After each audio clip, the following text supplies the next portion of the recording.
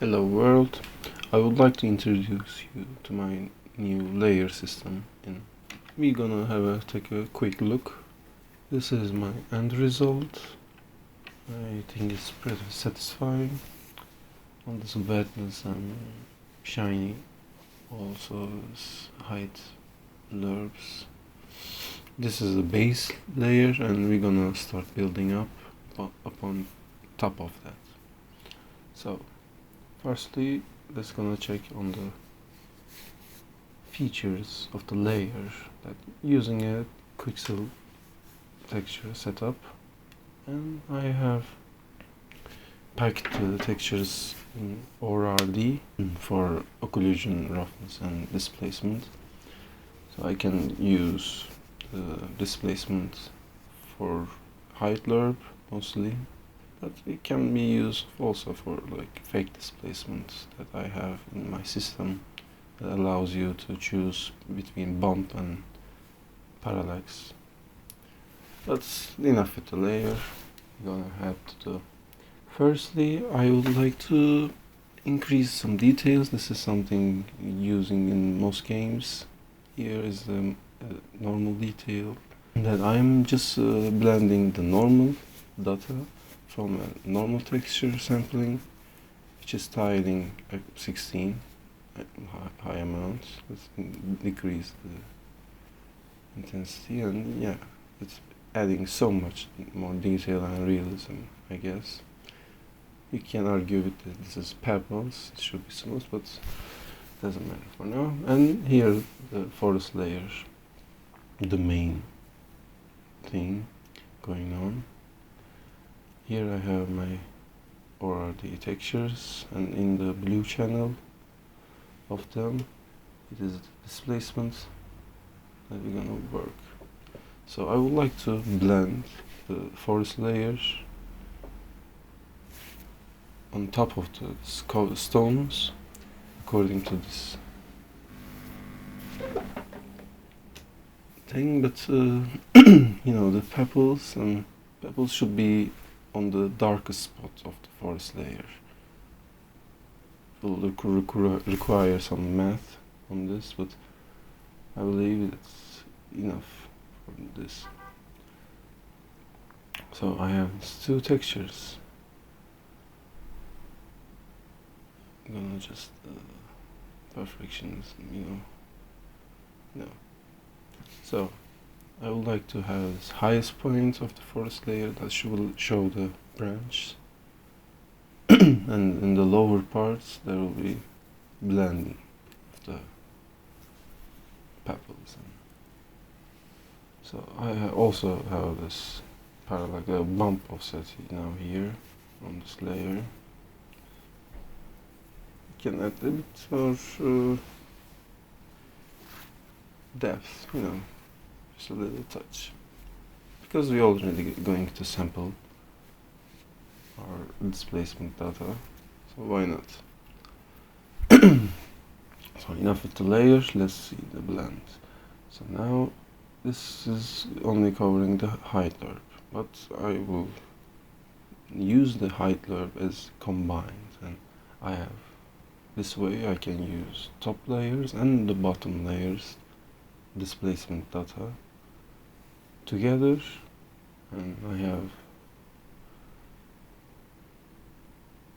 some playing with the sliders is always fun.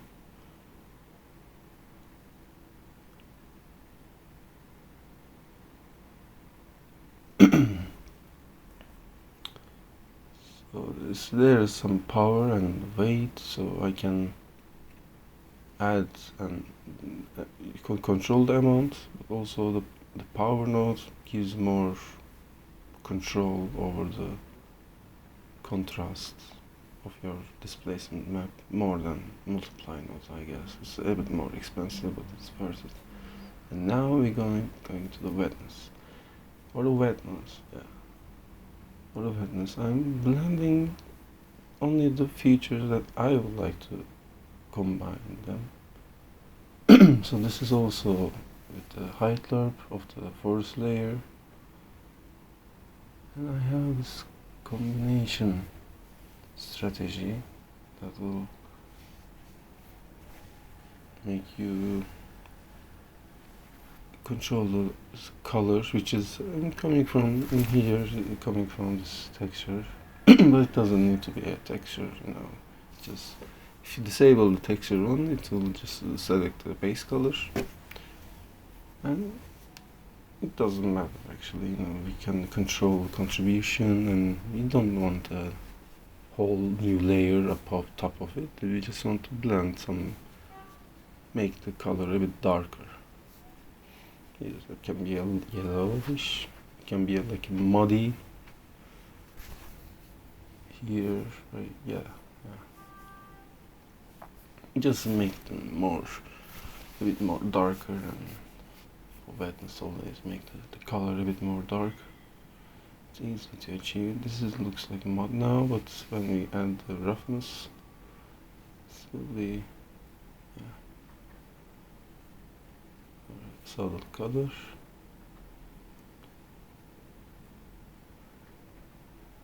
You know, when they are 0 on these contributions, they will not take any information from the top layer. But when it's full 1, then it will blend according to the blend layer. It will add the top layer's data in front of it. So now when we add the metallic and roughness, we can see some things. Yeah, roughness and the normal. If there is no normal data, it will be flat normal. As for the water, maybe I can add some puddle animations for the normal map, you know, like circles growing. Can be adding on the future. Even this system blows me away enoughly. And now we also have this HeightLerp mask. It's going to use the bottom layer, so it will be a forest layer. Choose amount, the hardness, and it blends a bit more better, I guess. Even really subtle touches will be adding so much variation to your landscape, or any. This is just a plane, you know. So 4 vertices, 1 face. There's so much going on. And I was, you know, doing this on the Quixel mixer, using the HeightLerp, blending with the height, and why not? Yeah, you can you see? This is so good, looks so good. How the stone's getting wet or not. Just with the sliders, you can control everything. What happened? You know, it's already telling a story by itself, and this is just a 5 layer. You know, it could be 4.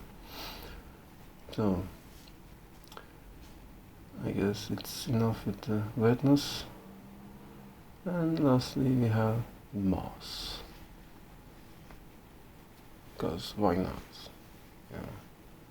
So now in here I would like to make a different thing. I have my moss texture.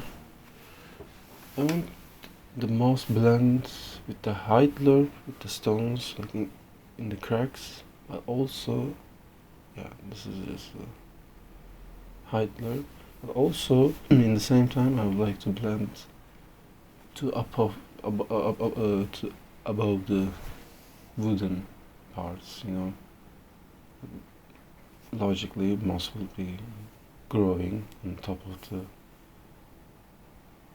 wood. So I can control both of them individually. So let's see the magic. Yeah, I'm using a texture mask with the HeightLerp. Two total different methods. But this is just using the HeightLerp on the top, and here with the classic HeightLerp. I think it's really amazing to have all these controls. It's just the possibilities, you know. I just trying to have more blend types, but it's getting so much crowded. So let's wrap this up. So this is just purple, yeah. See that patterns effect. Also, wow, the main thing. Now you could change the forest and the background, the stone layers swapped. But yeah, this is it. I'm kind of proud of this project, and soon I will let you use it. Thank you.